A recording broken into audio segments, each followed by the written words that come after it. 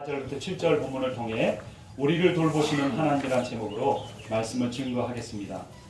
인생은 참 외롭습니다. 인간이 외롭지 않은 순간이 있을까요?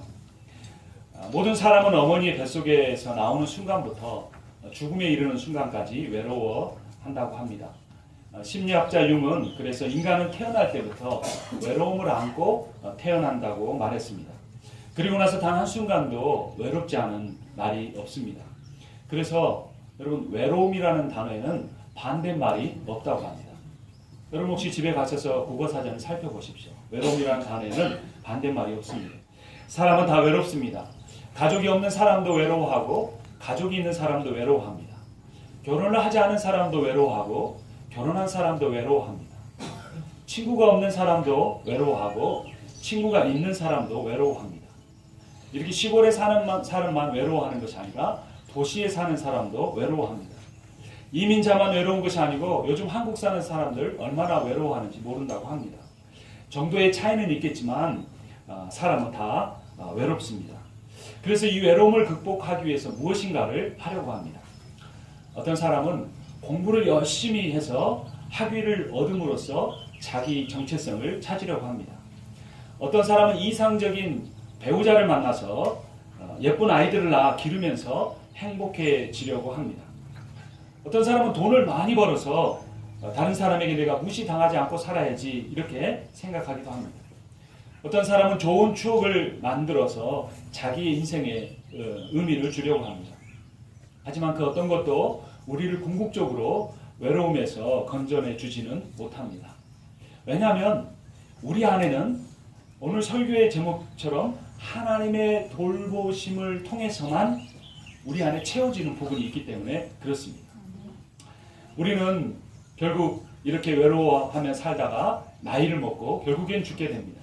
그리고 우리는 죽으면서 후회를 합니다. 이런 이야기를 담은 한 예화가 있습니다. 천사의 가방이라는 제목입니다. 어떤 사람이 죽었습니다.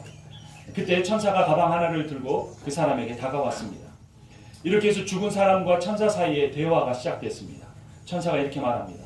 여보게, 이제 갈 시간이 되었네. 아니 벌써요? 제가 할 일이 아직도 많이 남아있는데요? 미안하네. 그렇지만 가야 할 시간이네. 그런데 당신이 지금 들고 계신 가방 안에는 뭐가 들어있나요? 그것은 자네의 소유물들이네. 제 소유물들이라고요? 옷이나 돈이나 뭐 그런 것인가요? 그것들은 자네 것이 아니었네. 그것은 이 지구에 속한 것이네. 그럼 제 추억들이 저의 것입니까? 아니, 추억들은 시간에게 속한 것이지. 그럼 제 재능들이 저의 것인가요? 아니네. 재능들은 상황에 속한 것이지. 그럼 제 친구들과 가족들은 저의 것이었나요? 아니라네. 친구와 가족은 자네가 걸어왔던 인생길에 속한 것이지. 그러면 제 아내와 자녀들은 저의 것이었나요? 아니네. 아내와 자녀들은 자네 가슴에게 속한 것이지. 그럼 제 몸은 저의 것이겠네요. 아니야. 자네의 몸은 먼지에 속한 것이네. 흙에 속한 것이지. 그럼 틀림없이 저의 영혼만은 저의 것이겠네요. 애석하게도 자네는 모두 틀렸네. 자네 영혼은 하나님께 속한 것이야. 이 가방을 직접 열어보게나. 자신의 소유가 들어있다고 하는 가방에 도대체 무엇이 들어있을까 기대하는 마음으로, 떨리는 마음으로 그 가방 안을 열어보았습니다. 그런데 그 가방은 텅 비어 있었습니다. 그는 가슴이 미어지는 슬픔을 느끼면서 천사에게 물었습니다. 그럼 나는 평생 동안 아무것도 소유하지 못한 채로 살았단 말입니까? 그렇지, 맞는 말이야. 자네는 아무것도 소유하지 않았던 것이야. 그럼 무엇이 저의 것이었습니까? 마지막에 천사가 이렇게 대답합니다. 순간들. 자네가 이제까지 인생을 살아왔던 그 순간만이 자네의 것이었네 라고 말했다는 것입니다. 우리 인생에 남는 것들은 매 순간뿐입니다. 여러분, 지금 우리는 어떤 순간을 보내고 있습니까? 하나님이 지으신 이 아름다운 자연에서 사랑하는 교우들과 예배드리는 순간 가운데 있습니다. 이 순간을 우리가 귀하게 여기고 중요하게 여기고 살아가야 합니다. 그런데 많은 사람들이 어리석게도 돈이나 성공이나 건강이나 타인의 인정을 받기 위해 이렇게 중요한 매 순간을 희생하며 삽니다. 한 번뿐인 순간을 가족이나 교우들과 같은 소중한 사람들과 함께 보내지 못하고 그냥 희생해 버립니다. 그리고 늙고 그리고 죽습니다. 계획하다가 죽고 준비하다가 죽고 걱정하다 죽습니다. 그런데 오늘 우리는 말씀을 대하면서 매 순간을 누리며 살아야 한다는 지혜를 얻습니다. 여러분, 하나님이 우리를 돌보십니다. 우리는 이미 영생을 받은 사람이 아닙니까? 그러니까 우리는 그 매 순간을 하나님이 나를 돌보신다는 믿음을 가지고 그 순간을 누리면서 살아야 합니다. 세상에서 누릴 수 있는 것 최고의 모든 것을 누렸던 솔로몬이 인생은 헛되고 헛되다. 해 아래 새 것이 아무것도 없다라고 말했습니다. 그러면서도 그는 가족들과 친구들과 먹고 마셨던 예배드렸던 그 순간들은 의미가 있었다고 말했습니다. 이렇게 아름다운 자연에 나와 예배드리는 이 순간이 얼마나 좋습니다. 하나님 이런 매 순간마다 우리에게 복 주시고 우리를 돌보기를 원하십니다. 오늘 본문인 시편 95편에 따르면 하나님은 우리를 이렇게 돌보십니다. 첫 번째는 공동체를 통해 돌보십니다. 앞서서 제가 외로움의 반대말이 없다고 했죠. 그런데 제가 생각하기에는 국어사전은 없지만 외로움의 반대말이 있는 것 같습니다. 그것은 공동체입니다. 우리는 서로에게 꼭 필요한 존재입니다. 여러분 오늘 예배를 드리러 오는 과정을 한번 생각해 보십시오. 누군가 미리 와서 테이블을 준비했습니다. 누군가는 밥을 준비했습니다. 누구는 집에서부터 기도와 읽을 말씀을 준비해 왔습니다. 또 어떤 분들은 음식을 준비해 왔습니다. 어떤 분들은 기대하는 마음을 가지고 왔습니다. 이렇게 서로 나누는 공동체가 외로움의 반대 말입니다. 여러분 외롭다 이민생활 정말 외롭다 하지 마시고 교회에 자주 나오십시오. 되도록 사람들을 만나시고 우리가 함께 누리며 살아야 합니다. 오늘 보면 6절과 7절 그 주보에 있죠. 우리 함께 같이 읽어보겠습니다. 오라 우리가 굽혀 경배하여 우리를 지으신 여호와 앞에 무릎을 꿇자. 그는 우리의 하나님이시오. 우리는 그가 기르시는 백성이며 그의 손이 돌보시는 양이기 때문이라. 너희가 오늘 그의 음성을 듣거늘. 우리라는 단어가 몇 번 나온 것 같습니까? 4번이나 나왔습니다. 우리. 하나님은 우리를 돌보시는 분이십니다. 그런데 하나님은 공동체를 통해 우리를 돌보십니다. 여러분 돌봄이라는 것은 일방적으로 주는 것이 아닙니다. 서로 주고 받는 것입니다. 어떤 때는 돌봄을 받는 사람보다 돌보는 사람이 더 큰 도움을 힘을 얻기도 합니다. 여러분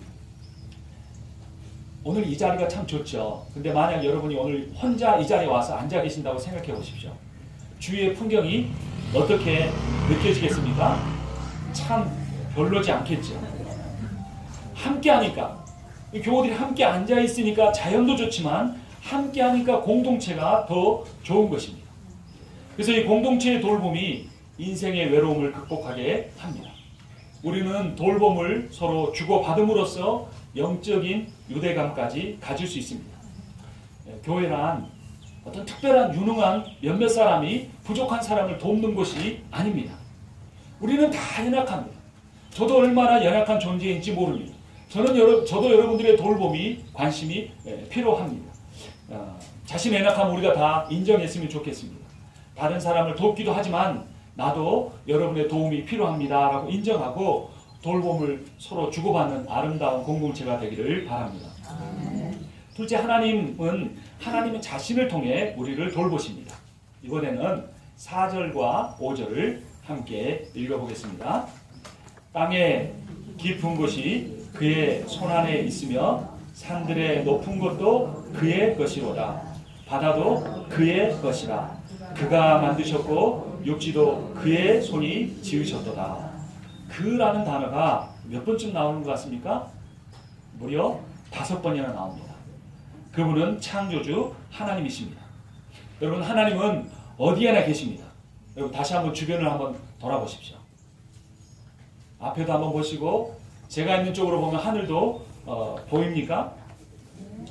제가 펜실베니아에 살면서 가장 감동하는 것은 이 넓은 하늘입니다. 하늘빛이 얼마나 연하게 이 하늘색인지, 그야말로 하늘색인지, 또 거기에 아름다운 구름들이 펼쳐진 그런 자연 환경을 보면서 너무나 감사합니다. 저 푸르고 깊은 아팔레치안 산맥 줄기를 한번 보십시오. 다 하나님의 작품입니다. 하나님은 로마서에서 세상 속에 그 세상을 잘 살펴보면 하나님을 알만한 것을 심어두셨다고 말씀하셨습니다. 여러분, 이 아름답고 넓은 미국이 비행기로 무려 5시간이나 걸립니다. 얼마나 넓습니까? 이 모든 것을 지으신 하나님은 얼마나 위대하십니까? 그런데 이 위대하신 하나님이 나를 돌보고 계십니다. 내가 결코 혼자가 아닙니다. 그 전능하신 하나님이 우리를 전능하신 하나님으로 계실 뿐만 아니라 나를 향한 사랑이 많으신 분으로 존재하고 계십니다. 여러분, 하나님은 여러분을 사랑하십니다. 하나님 우리를 얼마나 사랑하시는지 우리가 알고 싶으면 내가 내 자녀를 바라볼 때 얼마나 그 자녀가 사랑스러운지 생각해 보면 됩니다. 내가 내 자녀를 사랑하는 것보다 수천 배, 수만 배 더 하나님은 여러분을 진심으로, 전심으로 사랑하십니다. 그래서 하나님의 돌보심은 영원하고 완벽합니다. 그런데 인간은 하나님의 돌보심을 잘 받아들이지 못합니다. 그래서 제가 기도를 들어보면 이렇게 기도하는 걸 자주 듣습니다. 하나님, 지난 일주일 동안 잘못 산 것을 용서해 주시옵소서. 알고 지은 죄와 모르고 지은 죄를 다 용서해 주십시오. 지난 한 주도 말씀으로 살아야 했는데 잘 못 살았습니다. 내가 노력했는데 못한 것에 대한 자책하는 내용이 기도에서 항상 빠지지 않습니다. 우리는 끝없이 잘해야 한다고 생각합니다. 여러분 자신을 어떻게 생각하세요? 하나님이 나를 어떻게 바라보실 것 같으세요? 하나님이 여러분을 못마땅하게 여기시면서 보실 것 같습니까? 그렇지 않습니다. 성경은 분명하게 우리에게 선포하고 있습니다. 우리가 아직 죄인이었을 때 하나님이 우리를 사랑하셨습니다. 하나님은 우리가 약할 때 강함을 주시는 분이십니다. 위대한 하나님이시기 때문에 우리에게 어떤 행위나 성취를 원하지 않으십니다. 사람은 다 실수하십니다. 그리고 하나님은 우리의 실수를 용납하십니다. 그것이 십자가의 진정한 의미입니다. 하나님은 오늘도 십자가의 사랑으로 나를 돌보고 계십니다. 나의 존재는 하나님께 매우 소중합니다. 하나님은 나를 있는 모습 그대로 사랑하십니다. 이렇게 하나님이 나를 돌보신다는 사실을 인정하는 사람이 외롭지 않습니다. 마지막 세 번째, 하나님은 고난과 고통을 통해 외로움을 극복하게 하십니다. 고난이나 고통은 인간에게 큰 깨달음을 줍니다. 하나님이 때로는 우리에게 고난을 허락하십니다.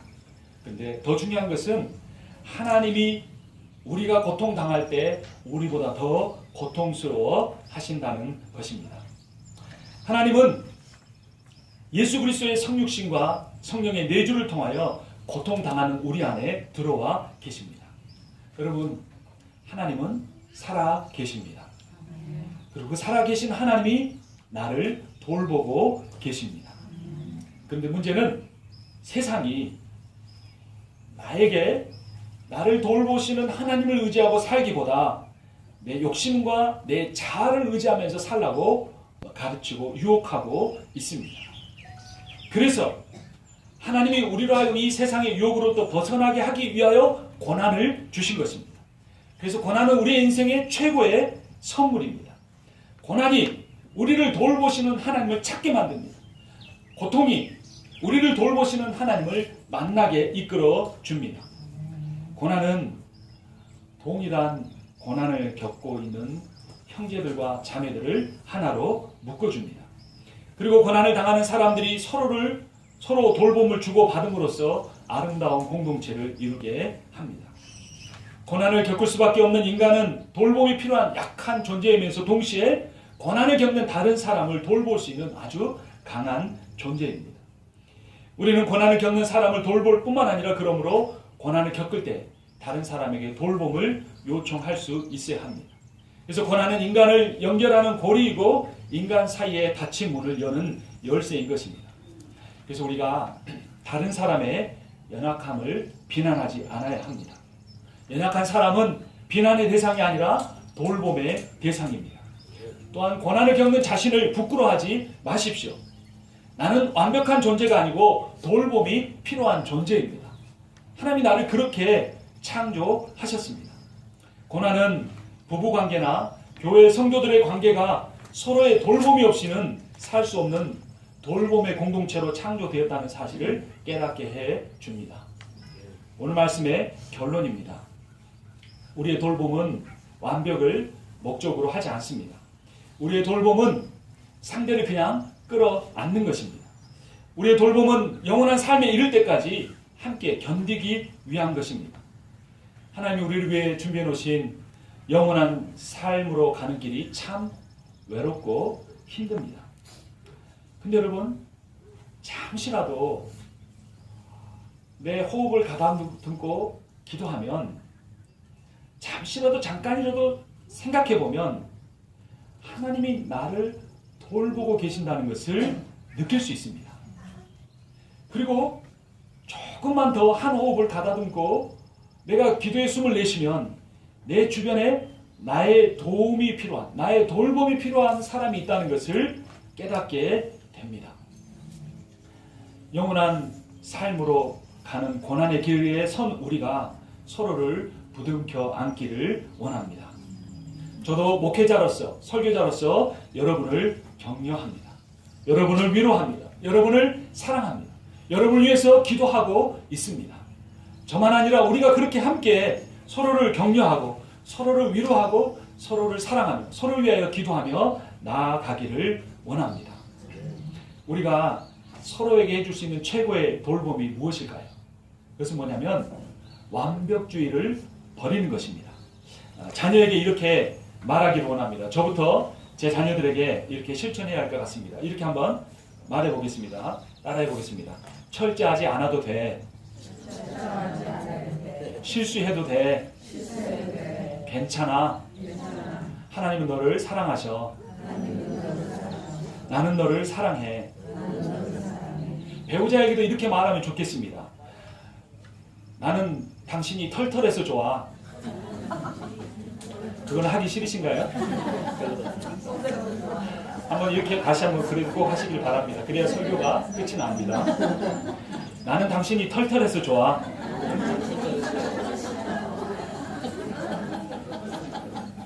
또 한번 하겠습니다. 부족해도 괜찮아. 당신이 최고야. 네, 나가서 예수님 안 믿는 분한테 복음 전하는 것보다 이게 더 어려울 수도 있습니다. 그래도 우리가 다시 한번 얘기해보죠. 당신이 최고야. 네. 교우에게도 이런 고백을 우리가 하면서 살아가기를 원합니다. 못한 것을 지적하기보다 잘한 것을 칭찬하는 우리가 되기를 원합니다. 여러분, 10년 동안 똑같은 단점을 고치지 않은 배우자보다 배우자가 고치지 못한 단점을 10년 동안 지적하는 사람이 더 문제입니다. 그러니까 우리가 털털해서 괜찮고 부족해도 괜찮고 당신이 최고야 라고 말할 수 있는 우리가 되기를 바랍니다. 인생은 고난과 고통 투성입니다. 그리고 우리는 너무나 그 고통과 고난을 감당하기에는 연약합니다. 우리는 죽을 때까지 누군가의 돌봄이 필요한 존재입니다. 근데 하나님이 나를 돌보고 계시고 우리에게는 서로를 돌볼 수 있는, 서로를 위해서 기도해 줄 수 있는 아름다운 공동체가 필요합니다. 그래서 우리에게 필요한 것은 미래를 위한 더 높은 인생의 목표가 아닙니다. 우리에게 지금 필요한 것은 이 순간을, 하나님이 주신 남은 인생이 얼마일지 모르지만 그 순간순간을 기뻐하면서 먹을 때 감사하고 걸을 수 있을 때 감사하고 이렇게 함께 예배할 수 있는 그 순간순간을 감사하며 사는 것, 그 순간순간마다 하나님이 나를 돌보고 계신다는 것을 믿는 것이 우리에게 가장 필요한 것입니다. 배우자와 자녀에게, 교우에게 다시 한번 우리가 이렇게 고백해 보기를 원합니다. 한번 마지막으로 따라서 해보겠습니다.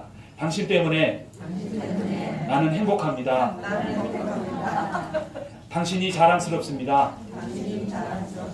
네가 자랑스럽다. 이건 자녀에게 하는 말입니다. 배우자가. 네가 자랑스럽다. 기도하겠습니다.